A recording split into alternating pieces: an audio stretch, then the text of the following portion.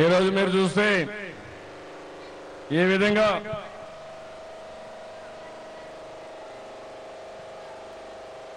ఒక తల్లి మాట్లాడదాం. ఈ రోజు మీరు చూస్తా ఉంటే ఈ రోజు ఇక్కడ చూసినప్పుడు చాలా వరకు చేనేత కార్మికులకు చాలా సమస్యలు వచ్చాయి. వాళ్ళకే కాదు, వెనుకబడిన వర్గాలకు అందరికీ సమస్యలు వచ్చాయి. ఈరోజు రాష్ట్రం అంతా కూడా ఏ మరి సమస్యలు ఉన్నాయి. ఈ ప్రభుత్వం చేతి వృత్తుల్ని పూర్తిగా నిర్వీర్యం చేశారు. చేతి వృత్తులను ఆదుకోవడం లేదు. అందుకని ఈ ప్రపంచీకరణలో, పోటీ ప్రపంచంలో చేతి వృత్తులు కనుమరుగయ్యే పరిస్థితి వచ్చింది. ఈరోజు చేనేత కార్మికులు ఆ పరిస్థితిలో ఉన్నారు. పవర్ లూమ్స్ పెట్టుకున్న వాళ్ళు కూడా పని లేకుండా వాళ్ళు దెబ్బతిన్నారు. ఇంకో పక్కన రాష్ట్రం మొత్తం అన్ని కుల వృత్తులు, చేతి వృత్తులు దెబ్బతిన్నాయని చెప్పి కూడా నేను మీకు తెలియజేస్తున్నాను. గొర్రెల కాపర్లైతే పోయిన సంవత్సరం 14 లక్షల గొర్రెలు చనిపోతే వాళ్ళకి ఇన్సూరెన్స్ కూడా ఇవ్వకుండా వాళ్ళ దెబ్బతీసే పరిస్థితి వచ్చారు. ఆ విధంగా 250 కోట్ల రూపాయల నష్టం వచ్చింది. ఈ రోజు ముదిరాజు కులం ఉంది, పళ్ళు అమ్ముకుంటారు, చేపలు పట్టుకుంటారు, వాళ్ళకు కూడా అన్యాయం జరుగుతా ఉంది. అదే మరి రజకులు ఉన్నారు, వాళ్ళకు దోబీ ఘాట్లు కట్టిస్తే వాళ్ళకి అది కూడా లేకుండా పోయే పరిస్థితి వచ్చింది. ఈ రోజు మేదల కులం ఉంది, వాళ్ళకు సమస్యలు వచ్చాయి. ఈ విధంగా రాష్ట్రంలో చూస్తే పేదవాళ్లకు ముఖ్యంగా చేతి వృత్తులు అన్ని దెబ్బతినే పరిస్థితి వచ్చింది. అందుకని తెలుగుదేశం పార్టీ ఒక నిర్ణయం తీసుకున్నాం. కాంగ్రెస్ పార్టీ మీకు అన్యాయం చేస్తా ఉంది. మీ అన్యాయం చేసిన దానికి తెలుగుదేశం పార్టీ వెనుకబడిన వర్గాలను ఆదుకుంటాం. వెనుకబడిన వర్గాలు తెలుగుదేశం పార్టీకి వెన్నెముక. తప్పకుండా వాళ్ళు ఆదుకునే బాధ్యత, అన్ని రంగాలలో పైకి తీసుకొచ్చే బాధ్యత తెలుగుదేశం పార్టీ తీసుకుంటామని చెప్పి కూడా ఈ సందర్భంగా నేను మీకు హామీ ఇస్తున్నాను. అందుకని వెనుకబడిన వర్గాల కోసం 3,000 కోట్లతో ఒక బ్యాంకు పెట్టాలని, 2,000 కోట్ల రూపాయలతో బడ్జెట్ పెట్టాలని, 10 పైసల వడ్డీకి వృత్తి పనులు గాని కుల వృత్తులు చేసుకున్న వారందరికీ ఆర్థిక సహాయం చేస్తామని చెప్పి కూడా ఈ సందర్భంగా నేను హామీ ఇస్తున్నాను. అదే కాకుండా రాష్ట్రంలో మీరు చూస్తే మొత్తం 100 అసెంబ్లీ సీట్లు రేపు రాబోయే ఎన్నికల్లో వెనుకబడిన వర్గాలకు ఇవ్వాలని తెలుగుదేశం పార్టీ నిర్ణయించామని చెప్పి కూడా నేను మీకు తెలియజేస్తున్నాను. తమ్ముళ్ళు, ఇది మరుగు ఉంటే ఈ రోజు రాష్ట్రంలో ఒకసారి మీరు ఆలోచించినప్పుడు ఈ రోజు వరద నీటి కాలం ఉంది, ఎల్లంపల్లి ఉంది, అదే మరి ఇక్కడ కూడా ఎగువ మానేరు ఉంది. ఇక్కడంతా కూడా నిర్వాసితులకు ఏమాత్రం డబ్బులు ఇవ్వడం లేదు, ముంపు బాధితులకు డబ్బులు ఇవ్వడం లేదు. కానీ కాంట్రాక్టర్లకు మాత్రం దోచిపెట్టే పరిస్థితి వచ్చింది. ఎల్లంపల్లి మీరు చూస్తే తెలుగుదేశం పార్టీ ఉన్నప్పుడు ఈ ప్రాంతంలో 4 లక్షల ఎకరాలకు నీళ్లు ఇవ్వాలని, 40 టీఎంసీ నీళ్లు తీసుకురావాలని ఆ రోజు ప్రతిపాదించాం.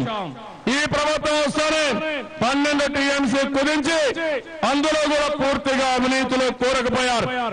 చాలా దారుణంగా జరుగుతా ఉంది. ఈ రోజు దానికోసమే టెండర్లలో అవినీతి గాని, నాసిరకం పనులు గాని చాలా అన్యాయం జరుగుతున్నాయి. అందుకని తెలుగుదేశం పార్టీ హామీ ఇస్తున్నాం. మళ్ళీ సిరిసిల్ల పరిసర ప్రాంతాల్లో, వెనుకబడిన ప్రాంతాల్లో ఈ యొక్క ఎల్లంపల్లి నీళ్లు తీసుకొచ్చి 40 టీఎంసీ నీళ్లు తీసుకొచ్చి ఈ ప్రాంతాన్ని సస్యశ్యామలం చేసే వరకు మీకు అండగా ఉంటామని అందరికీ హామీ ఇస్తున్నాను. ఇదే కాదు, ఈ రోజు రాష్ట్రంలో మీరు చూస్తే సాగునీటి ప్రాజెక్టులో పూర్తిగా అవినీతి జరుగుతా ఉంది. కాంట్రాక్టుల కోసం ప్రాజెక్టులు తీసుకొచ్చారు. మొత్తం ప్రాజెక్టుని 46,000 కోట్లతో పూర్తి చేస్తామన్నారు. ఇప్పటికే 72,000 కోట్ల రూపాయలకి టెండర్లు పిలిచారు. ఈ రోజు ఈ పనులు పూర్తి చేయాలంటే 1,75,000 కోట్ల అయ్యే పరిస్థితి వచ్చింది. ఈ రోజు రాష్ట్రంలో జల యజ్ఞం కాదు, ధన యజ్ఞం జరుగుతా ఉంది. దీన్ని మనం అందరం కూడా నిరసన తెలియజేయాల్సిన అవసరం ఉంది. ఈ డబ్బులు పేదవాళ్ళ డబ్బులు, మీరు పన్నులు కడుతున్నారు, మీ సంక్షేమానికి రావాలి, మీ అభివృద్ధికి రావాలి. కానీ ఈ చేతగాని ప్రభుత్వం పూర్తిగా డబ్బుల్ని ముడుపుల కోసం ఉపయోగించుకుంటున్నారు, అవినీతి కోసం ఉపయోగించుకుంటున్నారు. ఈ దారుణమైన పరిస్థితి. దీనిపైన ప్రజల్లో చైతన్యం రావాలి, మా తమ్ముళ్ళలో రోషం రావాలి. తమ్ముళ్ళు, నా ఆశంతా మీ మీద, యువత మీద. యువ రక్తం ఎప్పుడు కూడా ఉడుకు రక్తం. ఏదైనా ప్రపంచంలో సాధించే శక్తి మా తమ్ముళ్ళకు తప్ప వేరే వాళ్ళకు లేదని కూడా ఈ సందర్భంగా విజ్ఞప్తి చేస్తున్నాను. నేను వచ్చినప్పటి నుంచి చూశాను, మా తమ్ముళ్ళు చాలా హుషారుగా ఉన్నారు, వీరోచితంగా ఉన్నారు, కాంగ్రెస్ పార్టీ పైన కోపంగా ఉన్నారు. ఎప్పుడెప్పుడు ఎన్నికలు వస్తాయా కాంగ్రెస్ పార్టీని చిత్తుగా ఓడించడానికి మా తమ్ముళ్ళు సిద్ధంగా ఉన్నారు. తమ్ముళ్ళు, దానికంటే ముందు ఒకటి ఆలోచించాలి. ఈ రోజు మీ భవిష్యత్తు 70-80 ఏళ్ళు ఉన్న వాళ్ళు 10 ఏళ్ళు 20 ఏళ్ళు బతుకుతారు. 30 ఏళ్ల తమ్ముళ్ళు వేరు 60-70 ఏళ్ళు బతకాలి. ఈ రాష్ట్రం మనది, ఈ రాష్ట్రం మీది, భవిష్యత్తు మీది. ఈ కాంగ్రెస్ నాయకుల అవినీతి వల్ల, అక్రమాల వల్ల ఈ రాష్ట్రాన్ని అంధకారంలోకి తీసుకెళ్తున్నారు. భవిష్యత్తు ప్రశ్నార్థకం అవుతా ఉంది. తమ్ముళ్ళు, కాపాడుకునే బాధ్యత మీది. మీకు అండగా నేను ఉంటాను. కొండనైనా సరే బద్దలు చేసే శక్తి ఒక్క మా తమ్ముళ్ళకు తప్ప వేరే వాళ్ళకి ఎవరికీ లేదు. అన్యాయాన్ని ఎదుర్కొనే శక్తి, ధర్మాన్ని కాపాడే శక్తి మీకే ఉంది. ఈరోజు వయసు అయినప్పుడు అన్ని విషయాల్లో రాజీ పడతారు.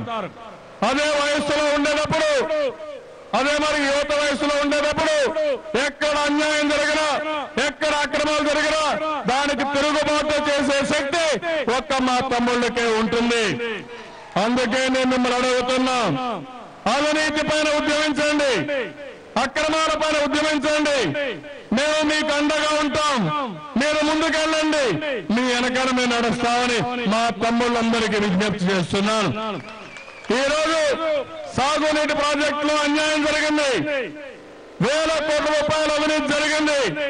మేము ఎప్పటికప్పుడు ఎండగడుతూ వచ్చాం, కానీ ఈ ప్రభుత్వం వినే పరిస్థితులు లేదు. ఇదైన తర్వాత రాష్ట్రంలో పేదవాళ్లకు చెందవలసిన భూముల్ని, వేల కోట్ల రూపాయల భూముల్ని అన్యాక్రాంతం చేశారు. హైదరాబాద్ లో, విశాఖపట్నంలో, ఇంకా ముఖ్యమైన నగరాల్లో 1,00,000 ఎకరాలు, 1,00,000 కోట్ల రూపాయలు చేసే ఆస్తిని ఈ ముఖ్యమంత్రి వీళ్ళ అనుమానానికి ఇప్పించారు. ఇదే కాదు, భూగర్భ ఖనిజ సంపద, అన్ని కూడా విలువైన ఖనిజ సంపద ముఖ్యమంత్రి వీళ్ళ మనుషులు రాసుకునే పరిస్థితి వచ్చింది. దానిపైన కూడా మీరు పోరాడవలసిన అవసరం ఉంది.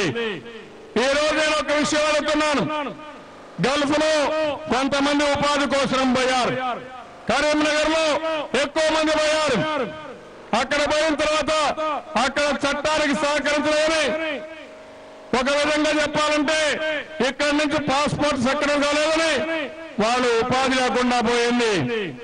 అక్కడ ఉపాధి లేకుండా కొంతమంది ఆత్మహత్యలు చేసుకున్నారు, కొంతమంది చనిపోయారు. ఇంతవరకు ఈ ప్రభుత్వం వాళ్ళు ఆదుకోలేదు. తెలుగుదేశం పార్టీ పోరాడాం, నేను మెట్పల్లో వచ్చి పెను ధర్నా పెట్టాను, కానీ ప్రభుత్వం ఏమాత్రం స్పందించలేదు. ఆ విషయం కూడా మీరు గుర్తుపెట్టుకోవాల్సిన అవసరం ఉంది. ఈరోజు తమ్ముళ్ళు, అక్కలు, చెల్లెళ్ళు ఆలోచించాలి. ఇందిరమ్మ ఆదర్శ గ్రామాలు, ఇందిరమ్మ ఆదర్శ గ్రామాల్లో ఇల్లు కడుతున్నామన్నారు. ఎవరైనా ఇల్లు కట్టుకున్నారా తమ్ముళ్ళు అని మిమ్మల్ని అడుగుతున్నా. ఈరోజు చూస్తే సిమెంట్ ధర పెరిగింది 250 రూపాయలు. స్టీల్ ధర చూస్తే మెట్రిక్ టన్ 50,000 రూపాయలు.